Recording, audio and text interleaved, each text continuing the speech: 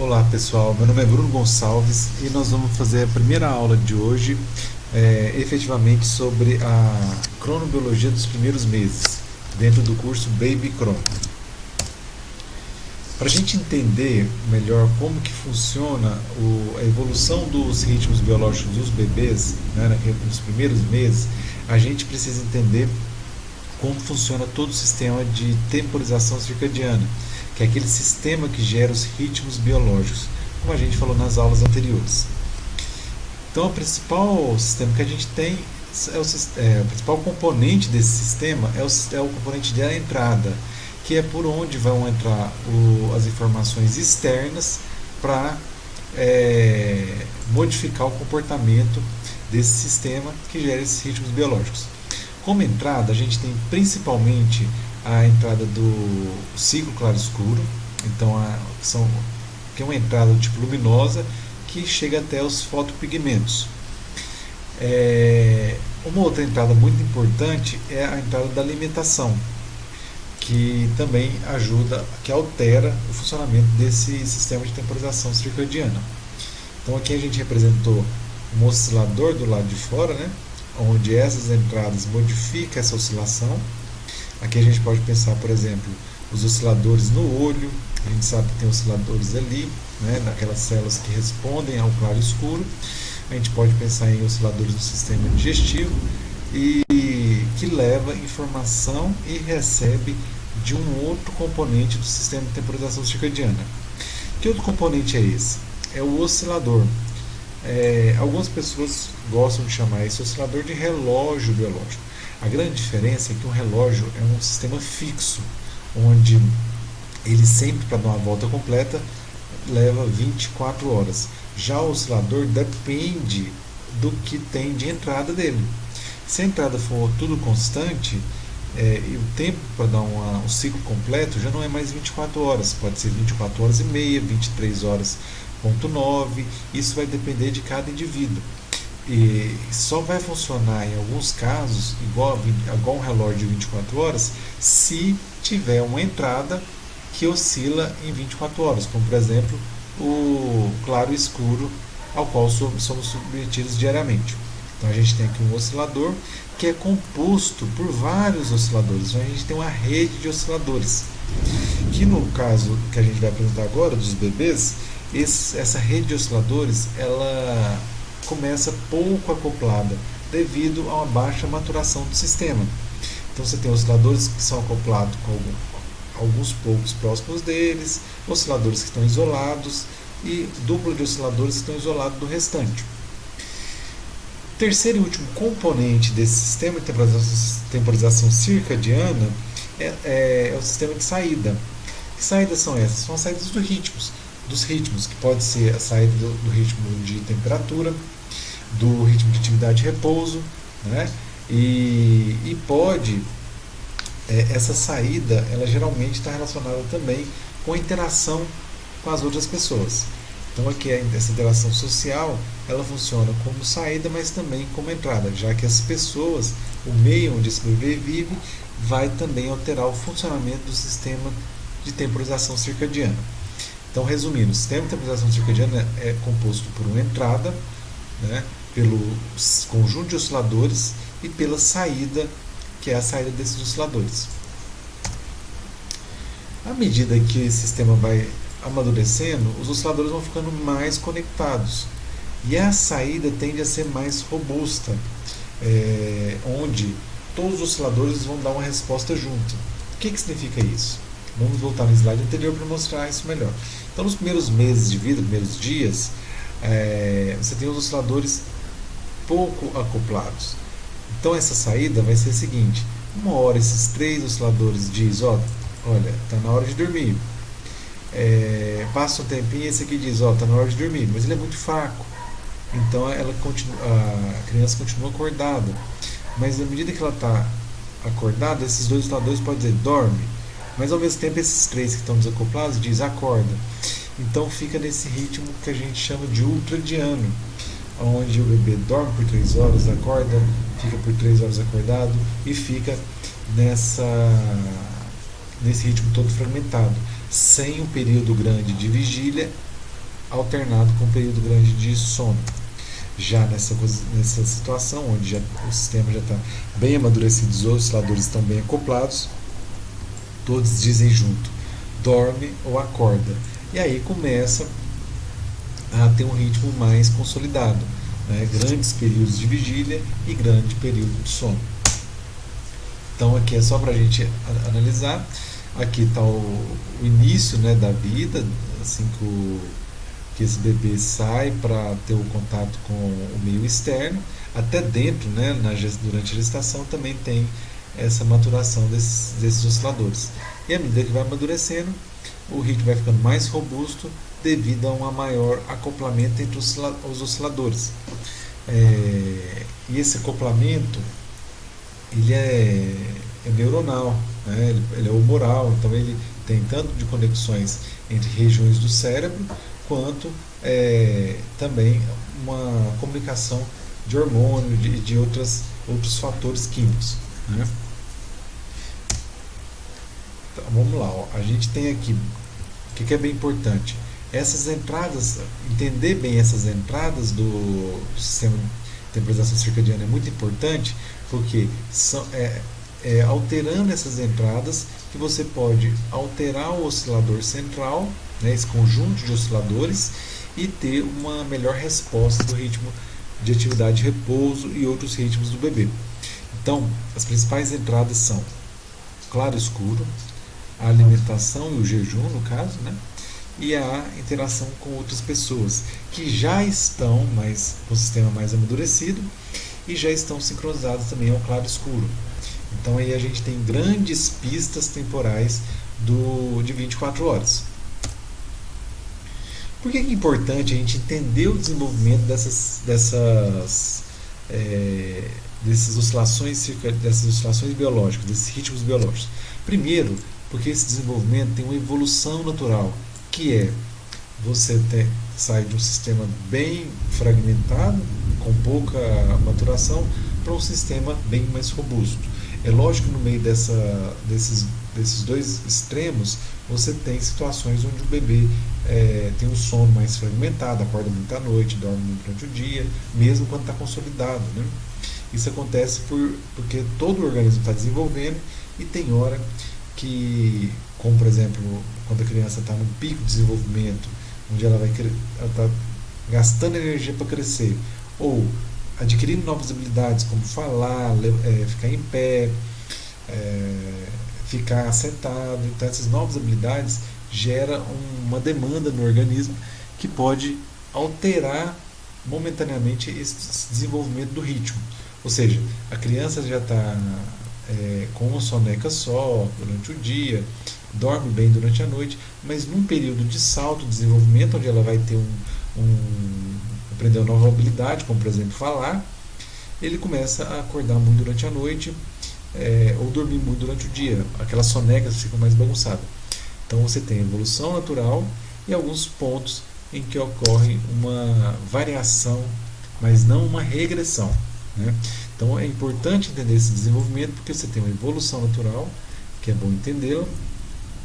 É bom você também poder trabalhar com os pais as expectativas de que meu bebê em 3 semanas já vai estar dormindo durante a noite toda. Ou é normal o bebê com 5 meses de repente começar a acordar muito durante a noite? A gente viu que é uma evolução natural para consolidar, mas em alguns casos você tem uma piora. E o interessante também de ver isso aí dentro dessa evolução natural e dessa expectativa é que quando houver uma mudança no ritmo que não é explicada pelo desenvolvimento normal, ou seja, você está percebendo que a criança está crescendo mais, está comendo mais, está desenvolvendo novas habilidades, se não está relacionado a isso, pode ser aí sim uma doença que está chegando, uma gripe, uma febre, né? Enfim. E aí entra isso daqui, né? Você tem também algumas situações que são desvios naturais do desenvolvimento, que é aquilo na verdade isso aqui é o que eu estava falando, né? Do pico e do salto de desenvolvimento. Então são desvios no desenvolvimento que são naturais, ou seja, mudanças temporárias do sono. Então você tem a evolução natural, você tem, dentro dessa evolução natural, você sabe que você tem alguns desvios naturais que você tem que conhecer bem. Agora, o preocupante é quando você tem desvios patológicos, seja no início do desenvolvimento, no meio dele ou durante esse desenvolvimento, né, até ele deixar essa fase de bebê. Então, esses desvios é interessante a gente entender o que é a evolução natural desse sono, por isso é importante a gente conseguir uma metodologia para medir o ritmo dos bebês, porque sabendo o que é natural, a gente sabe o que é um desvio natural também e um desvio patológico. E quais são as ferramentas para estudar o ritmo dos bebês? Primeiro, a gente tem os diários de comportamento, onde os cuidadores assinalam a hora que ele dormiu, a hora que ele acordou, o que ele fez, se ele comeu, se ele tomou banho, enfim. Essa é uma possibilidade. Porém, como você já tem uma sobrecarga dos cuidadores, que já demanda muito tempo de olhar o bebê, enfim, completar esse diário é muito difícil. Você tem que ter uma adesão muito boa. Então, para isso é interessante você ter equipamentos de registro de movimento, como por exemplo uns equipamentos que você coloca nas pernas do bebê, né, ou no pulso, ou no próprio body, e aí você mede esse registro e sabe quando ele está dormindo e quando ele está acordado, ou grande chance de estar dormindo ou acordado, mas que a gente sabe quando ele tem repouso ou em atividade. A grande limitação é movimento de terceiros. O bebê pode estar dormindo, mas com alguém no colo, né? Então o movimento desse terceiro vai mascarar o registro, mas que é muito pouco perto do registro completo. Então a gente analisou esses dados, a gente tem que vê-los. A primeira forma de visualizar esses dados são através de gráficos que mostram a atividade ao longo do registro. Então, como esses equipamentos medem a atividade, a figura, né, o gráfico que apresenta essa atividade é chamado de actograma, né? Então, como é que é construído esse actograma? Aqui eu tenho 15 dias e eu não sei que horas que ele acordou, que horas que ele dormiu, que horas que ele acordou, isso eu não consigo ver. Então eu faço uma outra figura onde cada linha dessa figura nova representa os dias e cada coluna representa o horário de cada dia. Vamos lá. Então eu tenho esses 15 dias, pego o primeiro dia aqui e ploto ele aqui. Tá aqui o primeiro dia. O segundo dia, o terceiro, o quarto e assim sucessivamente. Cada linha é um dia e cada coluna é uma hora do dia. Então aqui é o meio-dia, né, às 12 horas. Veja que aqui eu não conseguia ver nada de interessante. Agora, quando eu olho esse dado aqui, eu já vejo algo bem interessante, que todo dia ele acorda cada dia mais cedo, tá vendo? E também vai dormir cada dia mais cedo. Eu posso, em vez de querer ver esses gráficos, eu posso criar um limiar e dizer, ó, se o movimento for acima de 10 revoluções por minuto, eu coloco como preto, como aqui. Se for menor, é branco. Pronto. Tá vendo que é um pretinho aqui, selecionado, depois tem um branquinho, uma parte em branco e outro preto. Que seria referente a isso aqui, ó. Então, muita atividade, pouca e depois retorna. Então, gente, é isso que é o actograma e é esse tipo de resultado que a gente vai ver com a actigrafia nos bebês. Então, a nova visualização, né? Onde eu vejo aqui, ó, ele dormindo e acordando sempre no mesmo horário e de repente ele começa a dormir e acordar cada dia mais cedo. Então, esse aqui é um animal noturno, veja que ele tem atividade durante a fase do escuro. Só para mostrar que o actograma também pode mudar ao longo do tempo se você mudar as condições. Então veja aqui, ó, um outro registro de 27 dias, onde eu não consegui identificar quando começou e nem quando terminou a atividade. Aqui outro caso também de 5 dias de registro, onde não dá para ver muita coisa. Então eu pego o primeiro dia, coloco aqui em cima, tá? O primeiro dia, segundo, terceiro, quarto e quinto dia. Uma outra análise que a gente faz é do perfil diário médio. Então é como se eu pegasse a média desses 5 dias e criasse um dia fictício. Agora eu consigo ver também a fase de repouso, a fase de atividade, um repouso no meio do dia, que está relacionado a cochilo, e depois a volta da atividade. E aqui no final começa o repouso. Outra forma de analisar esse actograma, né, de ver esse actograma, só que agora tem aqui, ó, o dia 0, o dia 1. o dia 1, o dia 2, o dia 2, o dia 3, de forma que isso aqui sempre repete o que está desse lado. Eu tenho então uma duplo plot. Vai aqui de 0 a 24 horas é um dia, de 24 horas a 48 é o dia seguinte. Então vamos lá, falar um pouco sobre esse ritmo circadiano. Depois que a gente viu toda a metodologia, vamos ver um pouco do ritmo circadiano de atividade e repouso nos primeiros meses. Olha que interessante esse caso aqui, ó. Um bebê de 3 meses e um bebê de 6 meses. Veja como a atividade durante a noite fica bem menor com a evolução natural do ritmo, né, e do bebê. Então o bebê, depois de 3 meses, para de acordar tanto durante a noite. E durante o dia, ele para de ter tanta soneca. Né? Aqui é uma soneca, aqui é outra, aqui é outra, aqui é um outro episódio de soneca. Aqui ele já fica mais, com 6 meses, a vigília fica muito mais robusta.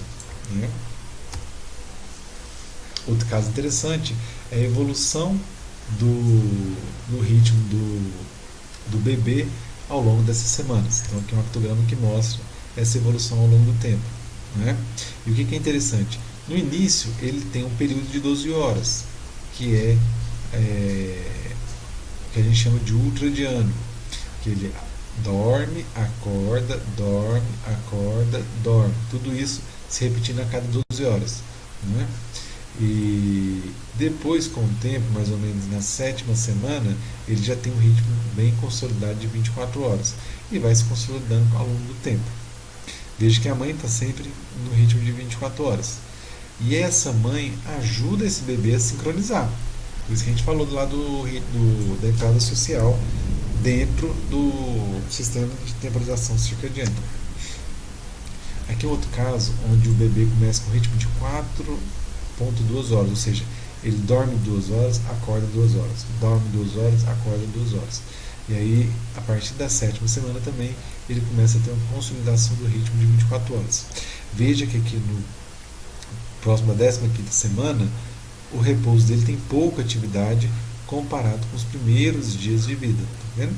A mãe, no começo a mãe tem uma queda na atividade, né? Provavelmente ela está cuidando bem do bebê, está bem engajada nesse cuidado. E o interessante também é que ela sempre acorda aqui em horários no meio da noite, veja aqui, né? Muito parecido com o bebê. Aqui próximo de 30 horas, tá vendo?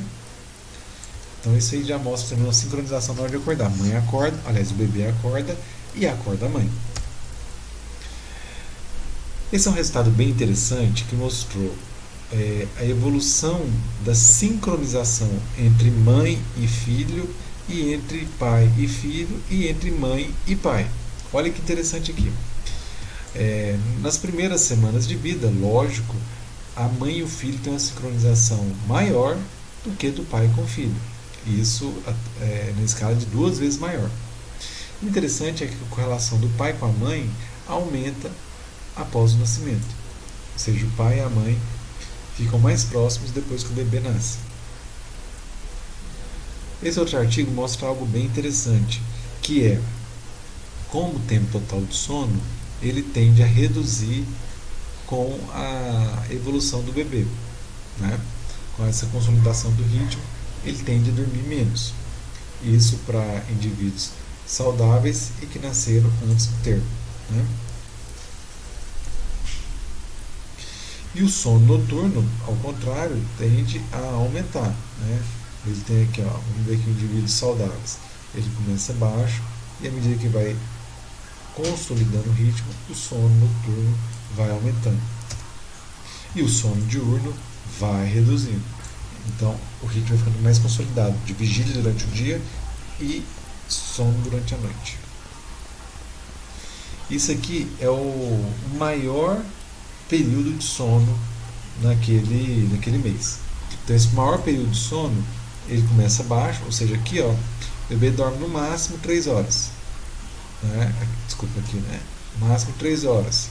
Aqui ele já começa a dormir 4 horas, aqui já começa a dormir 6 horas, aqui ele já começa a dormir quase 7 horas, e assim vai aumentando cada vez mais esse sono principal. Então é aquele sono noturno, vai ficando cada vez mais longo. Esse é um outro caso bem interessante, que foi medida a temperatura periférica e a atividade, com 15 dias, 1 mês, 3 meses e 6 meses. O que é interessante a gente perceber aqui? Ó? Isso aqui é a atividade, a média, né? Atividade, o dia médio da atividade. Veja que eu não consigo identificar bem o que é atividade e repouso, o período, né? Já a temperatura, eu vejo aqui um período de baixa, que sobe, baixa e sobe. Não é bem consolidado. Com um mês, eu já começo a ver aqui uma queda na atividade, né, comparado com as outras horas do dia. Então, aproximadamente entre meia-noite e 7, há uma redução na atividade. Isso vai ficando cada vez mais evidente com 3 meses e muito evidente com 6 meses. Né? Esse é um outro caso interessante que mostra que há uma sincronização entre o bebê e a mãe. Isso a gente já viu naquele slide anterior. Né? O interessante então vamos aqui a evolução do ritmo da mãe, de 4, 8 e 12 semanas, não tem grande diferença. Agora no bebê, olha como a amplitude aumenta de 4 para 8 semanas e de 8 para 12 semanas. Então essa evolução natural é o que? É o bebê ficar com um ritmo mais robusto, com um ritmo de maior amplitude e mais sincronizado com 24 horas. E é o que a gente vê nesse mesmo artigo aqui. Ó. A regularidade do ritmo do bebê é menor do que da mãe. Nas 4 primeiras semanas, depois de 8 semanas, depois de 12 semanas. O ritmo do bebê é mais irregular, mas ele vai ficando cada vez mais regular. Ou seja, essa é uma evolução natural. A fragmentação também tem uma evolução natural que é no sentido de reduzir a fragmentação para aumentar a robustez. E o ritmo do bebê é mais fragmentado do que da mãe. E a amplitude do ritmo da mãe, aqui em azul, é maior do que o do bebê nas 12 primeiras semanas. Né? E aí vai sucessivamente mais para frente, mas isso aqui não mostra. Mais a amplitude do ritmo do bebê, olha como aumenta. De 4 para 8, de 8 para 12. Né? Então isso é uma evolução natural. É um aumento na amplitude, redução na fragmentação e o aumento da regularidade. Então é isso, gente. Eu agradeço a vocês por ter assistido a nossa aula e aguardo vocês no nosso próximo encontro, onde a gente vai começar a falar um pouco mais da metodologia e do equipamento para medição do ritmo circadiano de atividade e repouso do bebê. Muito obrigado.